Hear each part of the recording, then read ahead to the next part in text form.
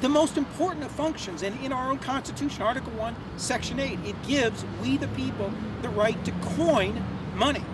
Yet we have never really taken full advantage of that, with the exception of these couple of years. Again, fast forward to the early part of the last century, when the banksters figured out this ingenious way to once again encircle the money system, which again should be a democratic, inclusive, we the people system. And again, trying to privatize it or corporatize it.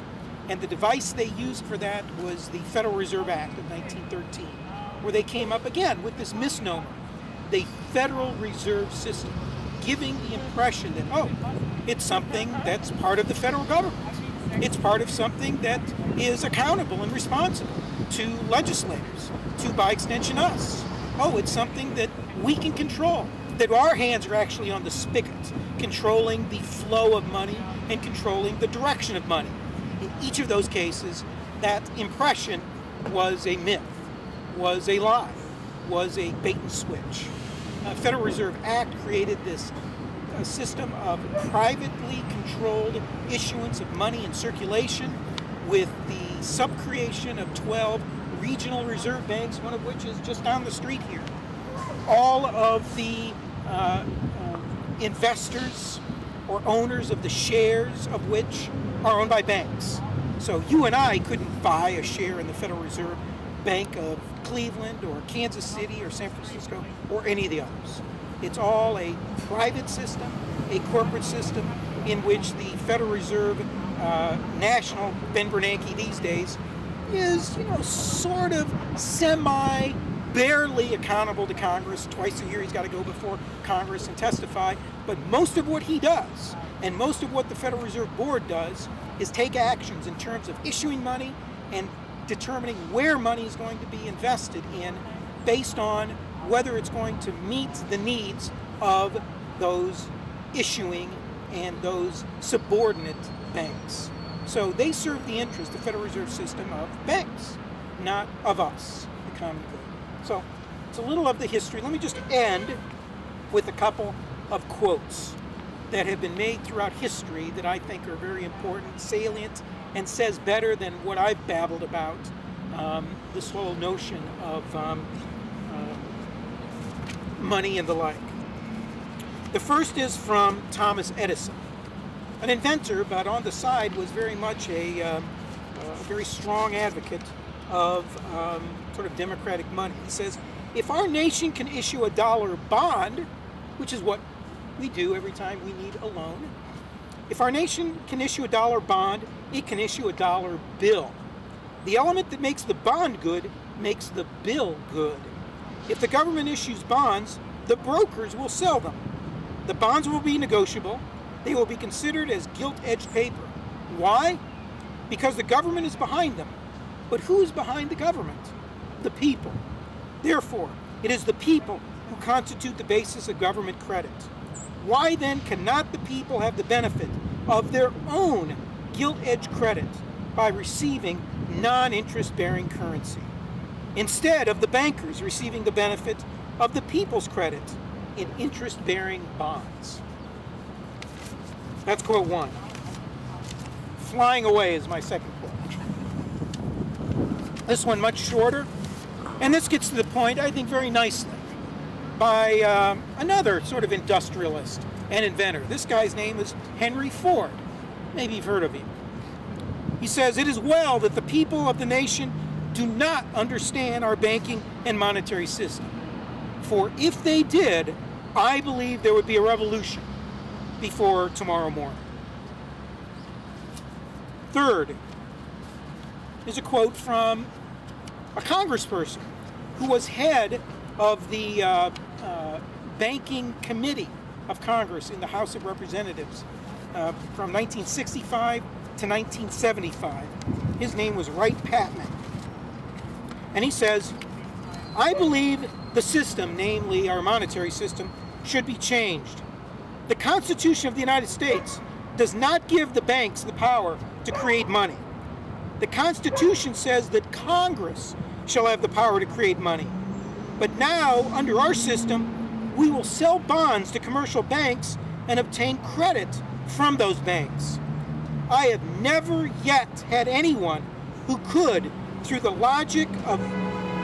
use of logic and reason, justify the federal government borrowing the use of its own money. I believe the time will come when people will demand that this be changed. I believe the time will come in this country when they will actually blame you and me and everyone else connected with the Congress for sitting idly by and permitting such an idiotic system to continue. Pretty succinct, I would say. And lastly, this quote, uttered, even though I'm talking more about the history, this is something a little more recent, within the past couple of years, a quote from a Canadian economist, a guy by the name of William Hickson, who I think really gets to the heart of the matter. The very idea of a government that can create money for itself, allowing banks to create money that the government then borrows and pays interest on, is so preposterous that it staggers the imagination. Either everyone in government in charge of the procedure is lacking in intelligence, or they have been bought and paid for by those who profit from this skullduggery and their infidelity to the public interest. A little more about some of that skullduggery. So as Greg has told us, the U.S. monetary system is not controlled by the people. There's nothing federal about the Federal Reserve Bank except the name. Our monetary system is controlled by commercial banks. And this gives banking corporations power beyond belief. As we can see, a recent example of the corporatization of money is when President Obama went to the banks and pleaded with them to provide more loans for small businesses.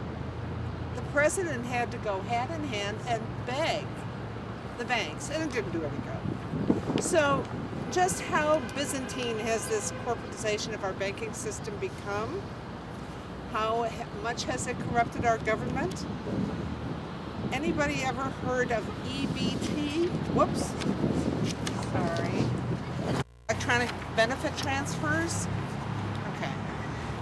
So, as you may know, over the last 20 years, EBT has replaced paper checks for the delivery of public assistance benefits. So recipients can use a plastic card to get their benefits through ATMs, point-of-sale outlets, and retail outlets. One reason that EBT systems have become so popular is that they save state governments millions of dollars. Ah, very good, you have an example. So does anybody know that J.P. Morgan is the largest processor of food stamp benefits in the United States? So Scarlett's your name, right? You could probably get up here and just talk about this because you know about it. Since the number of Americans on food stamps exploded from 26 million in 2007 to more than 43 million today, you can imagine how much money J.P. Morgan is making. And it's kind of ironic since J.P. Morgan certainly contributed to the financial collapse that put so many Americans on food stamps. Isn't it interesting how that works in this corporatized money system? There's a J.P. Morgan executive named Christopher Patton who admits that the food stamp business is very important to the bank and it's doing really well. And so he was asked if by some miracle unemployment goes down and fewer people need food stamps, is that going to hurt J.P. Morgan? And he said, oh no, because that really won't hurt, because about 40% of food stamp recipients are currently working, and he thinks there will be further growth in that sector.